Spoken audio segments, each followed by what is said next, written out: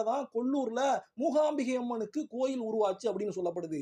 கோயில் எந்த இடத்துல உருவாயிருக்கு அப்படின்னு சொன்னா, சுயம்பு லிங்கம் உருவான அந்த கோல மகரிஷி வழிபட்டு வாங்கின அந்த சுயம்பு லிங்கம் சொர்ண ரேகையோட அந்த தங்க ரேகையோடு ஓடக்கூடிய இருக்கக்கூடிய அந்த சுயம்பு லிங்கம் இருக்கக்கூடிய இடத்துலயே தேவிக்கான கோயில் அமையுது.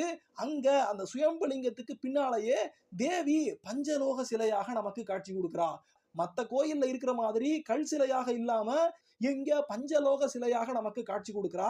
என்னதான் மூகாம்பிகை அம்மனுடைய அம்சமானது பல்லாயிரக்கணக்கான வருஷங்களாக இந்த கொல்லூர்ல இந்த குடசாத்திரி மலைப்பகுதியில இருந்தாலும் நம்மளை போல சாதாரண மக்களுக்கு அருவமா இருக்கக்கூடிய தாயை பார்த்து வணங்க முடியாது அப்படிங்கிற காரணத்துக்காக தான் கண்டு தான் பார்த்த தேவிய அங்க இருக்கக்கூடிய ஸ்தபதிகளோட சேர்ந்து ஆதிசங்கரரே கொஞ்சம் கொஞ்சமா அவங்களுக்கு சொல்லி கொடுத்து தேவியுடைய அம்சத்தை அவர் பார்த்த மாதிரியே இங்க பஞ்சலோக சிலையாக இப்ப நம்ம பார்க்கக்கூடிய அந்த வடிவத்துல வடிவமைச்சு கொடுத்தாருன்னு சொல்லப்படுது.